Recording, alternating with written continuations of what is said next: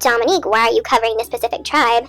We saw your ancestry DNA results, and you literally have no indigenous blood. We don't know if we don't really know what his real name was. Apparently he committed some crime. Muck duck and R is among the most menacing of sounds.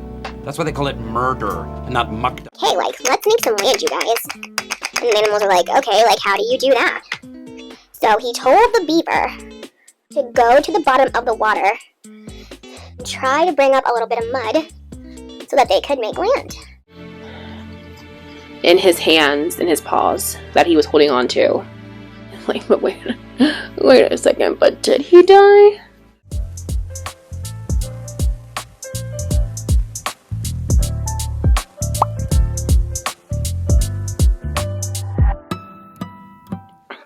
Hey y'all, it's HempDerived. Welcome back to my channel. I'm so excited for this month because November is Native Heritage Month, in case you didn't know, and we're going to have like 3 Native inspired stories this month, so stay tuned. If you're new here, hi.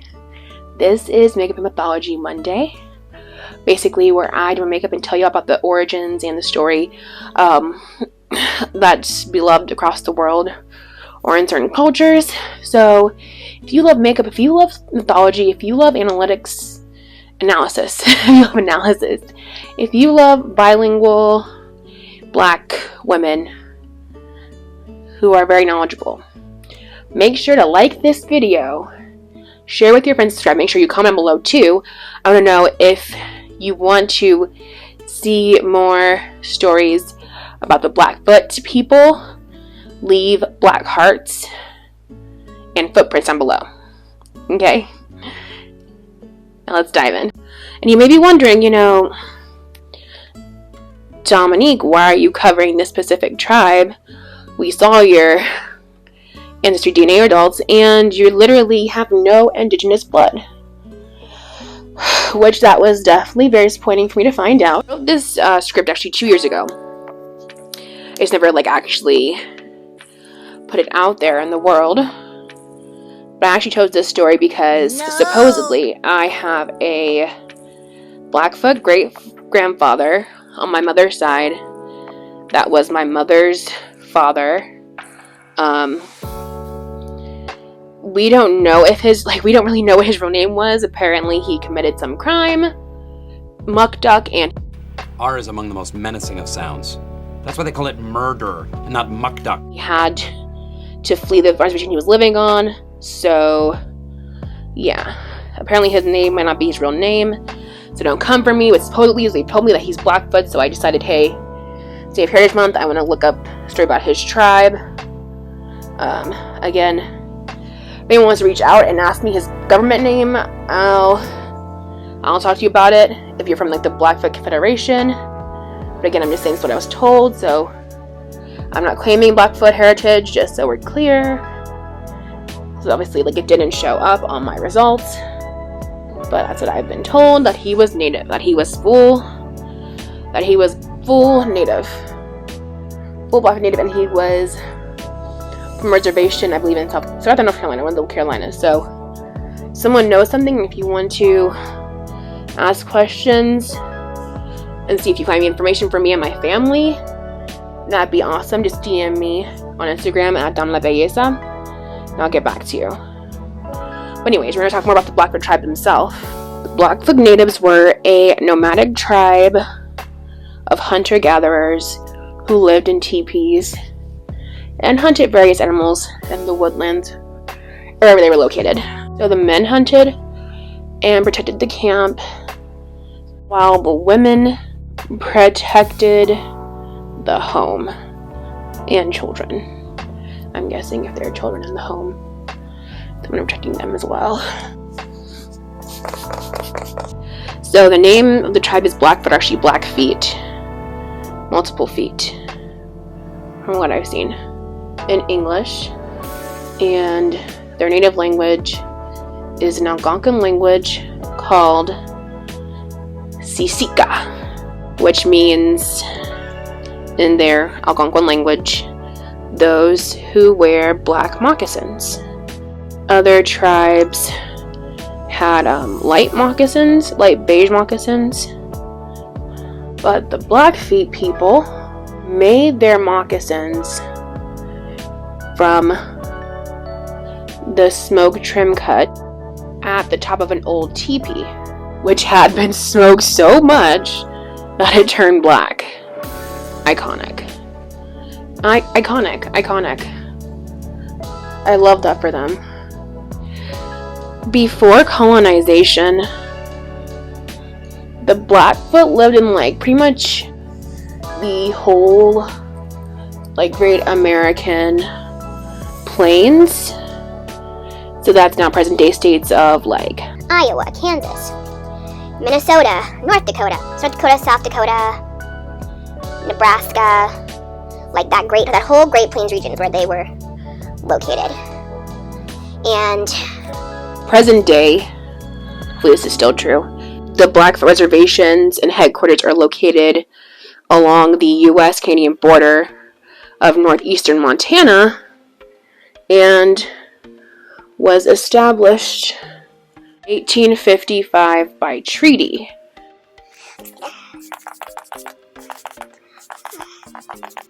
They are one of the 10 largest tribes in the U.S., and as of 2020, they have 17,321 members as part of the Blackfeet Nation. So, since we're talking about the creation story today, well, actually 3 parts of the creation story. First, the main part, then the part about life and death, and then the belief about how language came to be. But since we are talking about a group's creation story, it's kind of important to understand how their religion works. So, the religion and beliefs of the Blackfeet tribe are based in what's called animism. Basically it was a religion where the universe and all natural objects, animals, plants, trees, rivers, rocks, all have spirits, and the majority of these religions don't necessarily believe in an afterlife. A lot of them do believe in like reincarnation. So I looked it up and I couldn't find any different answers about an afterlife for the Blackfoot people. It's definitely believed that they believe like ghosts exist, and that they believe people can like become ghosts when they die and like live in their stuff, so like to maybe in like certain, and if a house was abandoned, they like to like tear it down and then burn it and like rebuild it somewhere else. They believe the person's spirit can live in that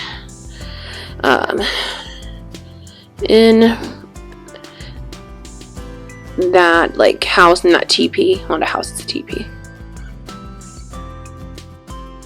But now that we have understanding of the Blackfoot religion and the Blackfoot culture, let's get to the story.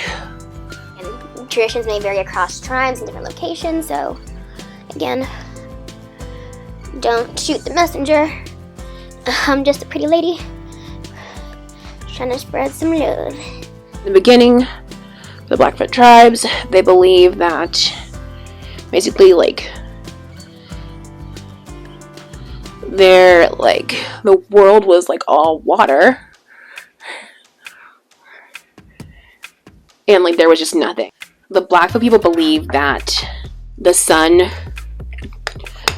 was the creator who made the earth, and his name was Napi, and also they called him like Napi and Old Man, which I think is funny, just like Old Man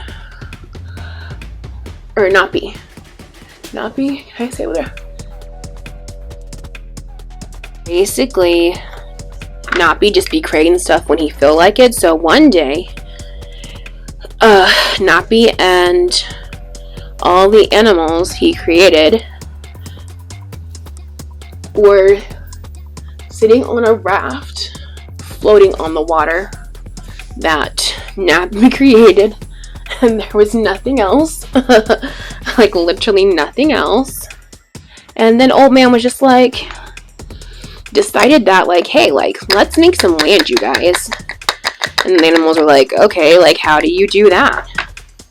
So he told the beaver to go to the bottom of the water and try to bring up a little bit of mud so that they could make land. So the beaver dived and searched, but he could not reach the bottom. All the animals started taking like their turns trying to get some mud for land. So the loon dived and tried to reach the bottom, but he couldn't. The otter tried and failed, couldn't get down there and get the mud. And then lastly, the muskrat had dived down, and he dived down for so long they actually thought that he had died. They thought he had just drowned. As soon as they were losing hope, they saw him floating on the water, and they still thought like Mans was dead, because I guess he wasn't really moving. So thinking that he is dead still, they pull the otter up to the raft, where they discover that he has mud in his hands, in his paws, that he was holding on to. Like, but wait a second, but did he die? With the mud he had received from the muskrat, the old man dried it up and scattered it all over the water, and thus land was formed and made. Once the land was formed, the old man started traveling about it and making things and fixing up the earth. He marked out rivers and waterfalls. He made mountains, prairies, timber, small bushes, trees, etc., etc. He made grass on the plain for the animals and marked off certain places of land for different kinds of roots and berries. Various animals to suit parts of the land. Lastly, Nappy made a woman and child completely out of clay, put them on the ground, and said, "You shall be people." This is so weird. So he put his robe over the clay people and then just went away. It's just like, okay. That's one way to do with things. So, and then the next morning when he went back and lifted the robe, he saw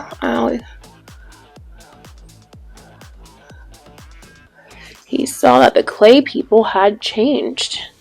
So it's like Nappy left and came back, and the next day he had come back, he saw that the two people had changed even more, which I guess he gave them that ability to do. It's a bit confusing, but you know, I am just the messenger. And then on the fourth day, Nappy went back to the place and took off the covering, and he said to them, "Stand up and walk." And they did just that. They stood up and walked per Nappy's request. They The woman and the child walked to the river with Nappy, and he explained everything that had happened about the creation. There is an interesting story about how the decision of life and death was made. Now, while the woman and child were sitting and looking at the water, so they were watching the water flow, and the woman asked Nappy,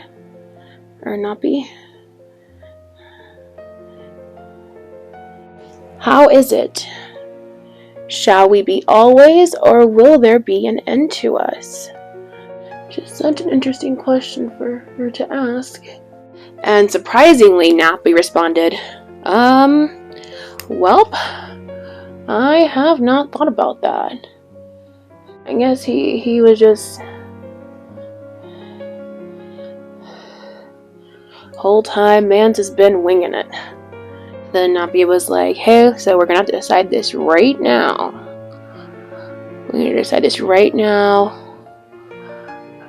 If people are gonna live forever, or if people will die or cease to be."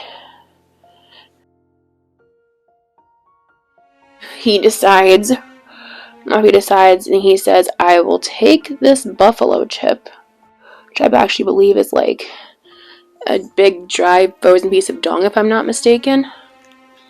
Throws it in the water. He says if it floats, people will become alive again. If this buffalo chip floats, basically, people will become alive again 4 days after they die. But if it sinks, there will be an end to them. So he threw the buffalo chip in the water and it floated. But the twist is here. But then the woman turned and she picked up a stone and she says, "No, I will throw this in the river. If it floats, we shall live always. If it sinks, people must die, so that their friends who remain will remember them always." I was like, okay, that's intense. It's one way to look at things.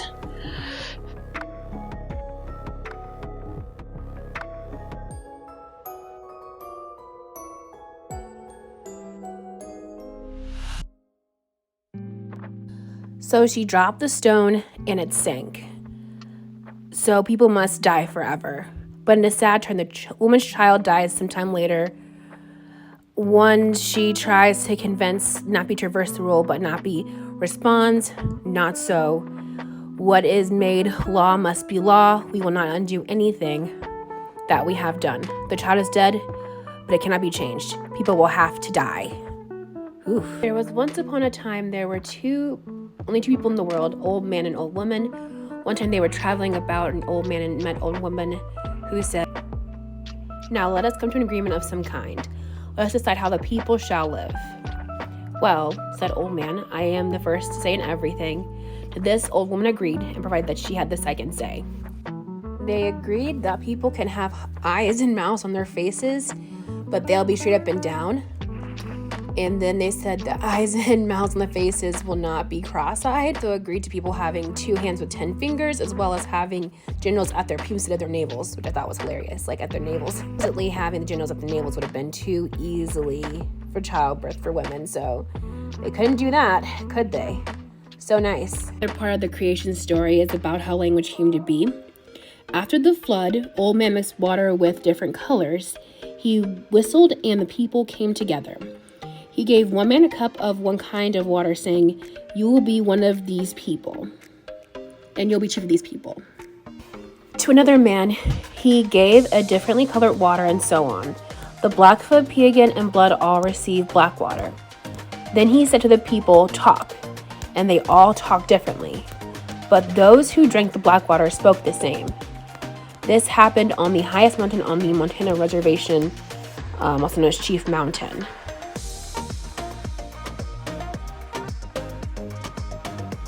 This is the final look for the Blackfoot creation story video.